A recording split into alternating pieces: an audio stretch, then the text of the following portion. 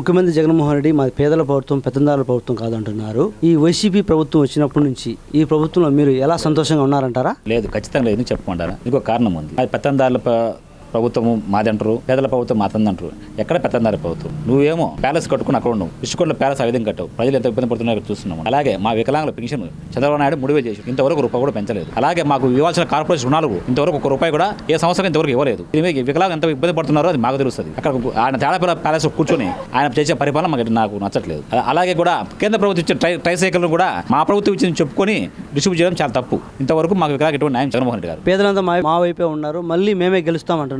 తప్పు అది. మీ భ్రమలో బతుకుతారు జగన్మోహన్ రెడ్డి గారు, భ్రమలో బతుకుతారు. పేదలు కలుసుకునే పోకలు ఎటువంటి చేయడం లేదు, ఒక ప్రెస్ మీట్ పెట్టడం లేదు, ప్రజా సమస్య గురించి వివరించడం లేదు. హెలికాప్టర్లో పోతుంటే కింద చెట్టు నరకడం ఈయన ఇదే ప్రజాస్వామ్యం. ఇదే ఈ విధంగా మాకు ప్రజలకు రక్షణ లేదు. నీకు రక్షణ లేనప్పుడు ప్రజలకు రక్షణ వస్తుంది. నువ్వు ప్రజల దగ్గరకు కలవకుండా నువ్వు పైపైన తిరుగుతున్న ప్రజల సమస్య ఎలా తెలుస్తుంది? ప్రజలు చాలా అసంతృప్తితో ఉన్నారు ఈ విషయం మీద. 2024లో ఎవరు ముఖ్యమంత్రి అవుతారంటావు? చంద్రబాబు నాయుడు అవుతారు. ఖచ్చితంగా నాకు తెలుసు. ప్రజల యొక్క అసంతృప్తి మేము రోజు మా పల్లెలు తిరుగుతున్నాం కాబట్టి మాకు అందరూ తెలుసు, కాబట్టి సమస్యలు మాకు తెలుసు, కాబట్టి మేము రైతు కుటుంబం నుంచి వచ్చాం కాబట్టి మాకు తెలుసు. ముఖ్యమంత్రి జగన్మోహన్ రెడ్డి వైసీపీ పార్టీ పెట్టినప్పటి నుంచి ఎంతోమంది మన జిల్లాలో, కడప జిల్లాలో, సీఎం సొంత జిల్లాలో ఎంతోమంది కార్యకర్తలు తన శక్తికి మించి పనిచేశారు. పార్టీ కోసం లక్షలు అప్పులు చేశారు, కోట్లు ఖర్చు పెట్టిన పార్టీ కోసం కష్టపడి పార్టీని గెలిపించడం జరిగింది. కానీ చిన్న కార్యకర్తలకు ఎటువంటిది ఈ పార్టీలో న్యాయం జరగలేదు. ఒక రకమైన కార్యకర్తలు, ఎమ్మెల్యేలు, అనుచరులు, కార్యకర్తలు వాళ్ళకే బాగుపడినారు. సామాన్య కార్యకర్తల పరిస్థితి ఏంటి? ఇప్పుడు మేము 2009లో ఒకసారి ఊర్లో ఉండే అనివార్య కారణాల వల్ల మనం పార్టీ మారాల్సి వచ్చినప్పుడు రఘురామరెడ్డి గారు ఏమన్నారంటే, ఇంటికి వచ్చి మా ఇల్లు ఇలా చూసి పెంకుటి ఇల్లా, ఇన్ని సంవత్సరాల నుంచి రాజకీయాల్లో ఉండవు, ఇల్లు కూడా కట్టుకోలేదని అడిగినాడు ఆయన. నేను వచ్చిన తర్వాత నీకు హెల్ప్ చేస్తా అని చెప్పినాడు. తర్వాత జగన్మోహన్ రెడ్డి అంబటి నడవడం జరిగింది. అప్పుడు పోయిన తర్వాత కూడా గవర్నమెంట్ రాలేదు, నేనేం చేయలేదని చెప్పినాడు. అప్పుడు 2019లో జగన్మోహన్ రెడ్డి గవర్నమెంట్ వచ్చింది. గవర్నమెంట్ వచ్చిన తర్వాత ఏదన్నా ఊర్లో ఇక్కడ మా చుట్టుపక్కల కానీ జిల్లాలో కానీ ఎవరైతే కాంట్రాక్టర్ చేసేవాళ్ళు కానీ ఊళ్ళో ఉండే సీసీ రోడ్లు కావచ్చు, చెక్ డ్యామ్లు కావచ్చు, ఏమైనా సరే ఆ పనులు చేసిన తర్వాత బిల్లులు ఇంతవరకు దాదాపు నాకు తెలిసి అయితే 100% బిల్లులు ఇంకా ఇవ్వలేదు. కొన్ని దాంట్లో కొంచెం సగం ఇచ్చినారు, ఇంకా సగం ఇవ్వలేదు. అలాగనే మొన్న ఈ పేరుకుపోయిన బిల్లులు మొన్న పేపర్లో వచ్చింది, నేను చూసినాను. ఓన్లీ డోన్ నియోజకవర్గము అండ్ పులివెందులకు మాత్రమే ఈ బిల్లులు వదలడం జరిగింది రాష్ట్రంలో. అంటే జగన్మోహన్ రెడ్డి ముఖ్యమంత్రి అనేది ఓన్లీ పులివెందులకు, ఆడ ఉండేటువంటి మినిస్టరు, ఫైనాన్స్ మినిస్టరు డోన్ వరకు మాత్రమేనా, మిగతా రాష్ట్రంలో ఉండే ప్రజలకు వర్తించదా అని నేను అడుగుతున్నా. ఇప్పుడు మా ఊరు పక్కన కానీ ఇక్కడ ఉండే వాళ్ళందరూ కానీ అప్పుడు ఏమన్నారంటే, తెలుగుదేశం వాళ్ళు ఒకసారి ఎగతాళి చేసినారు, మీరు అందరూ బట్టలు చింపుకొని చేస్తాను వైసీపీకి, లాస్ట్కి మీకు ఆ బట్టలే ఉండవు. నిజంగానే బట్టల ఇస్త్రీ కూడా డబ్బులు కట్టలేని స్థితిలో వైసీపీ నాయకులు ఉన్నారంటే నిజంగా సిగ్గుపడాలి. ఇప్పుడు ఈ సిగ్గుపడాల్సింది కార్యకర్తలు కాదు, జగన్మోహన్ రెడ్డి సిగ్గుపడాలి. నా కోసం ఇంత కష్టపడి ఇంత చేసిన వాళ్ళకు కూడా కార్యకర్తలు న్యాయం చేయనప్పుడు పార్టీ ఎలా నిలబడుతుందని నేను అడుగుతున్నా. ఇప్పుడు తెలుగుదేశం పార్టీ వాళ్ళు ధైర్యంగా చెప్తారు మాది క్యాడర్ బేస్ పార్టీ అని. మరి జగన్మోహన్ రెడ్డిది ఏ పార్టీ? నాయకుడు బేస్ పార్టీ అంటారు. నన్ను చూసి ఓట్లు వేసినారంటారు కదా.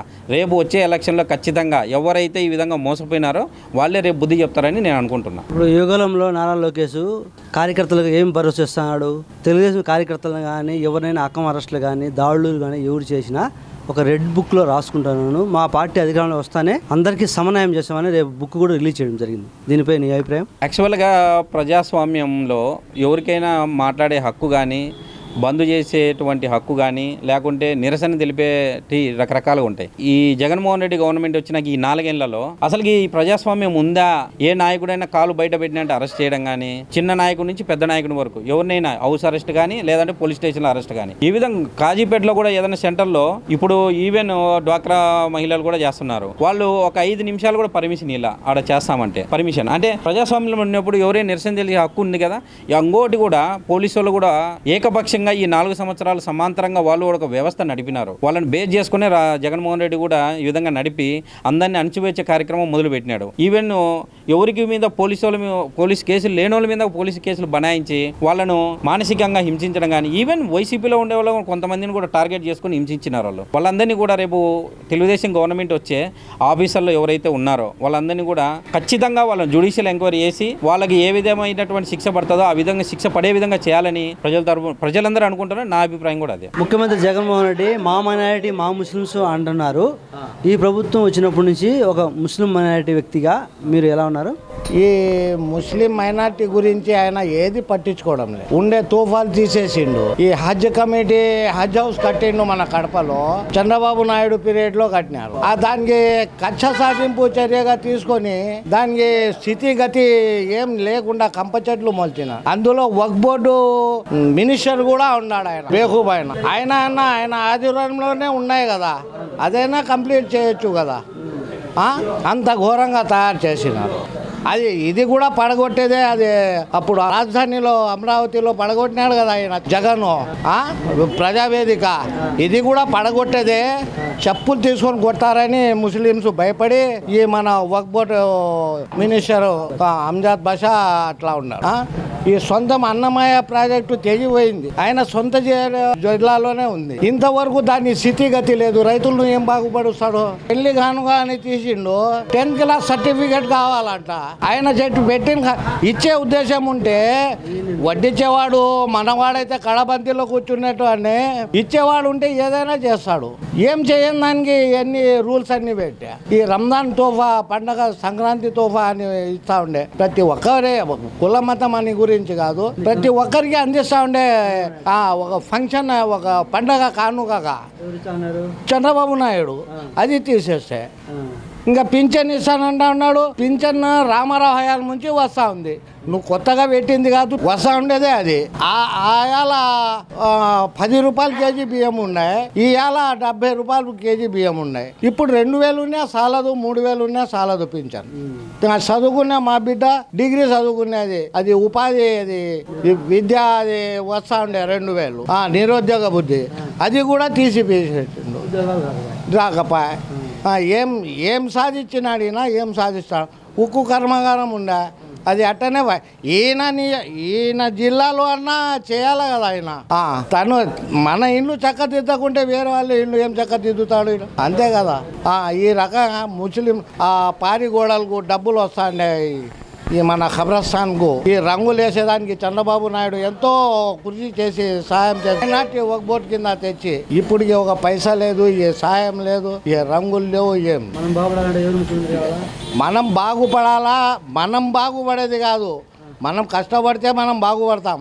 రాష్ట్రం బాగుపడాలా? ఏదన్నా ఫ్యాక్టరీలు, కర్మాగారాలు, ఏదన్నా పరిశ్రమలు ఇట్లాంటివన్నీ తీసుకొని వచ్చినప్పుడు కార్మికులు అవుతారు ప్రజలు. వాళ్ళ కాళ్ళ మీద వాళ్ళు నిలబడుకొని సంపాదించుకొని బాగుపడాలా. కానీ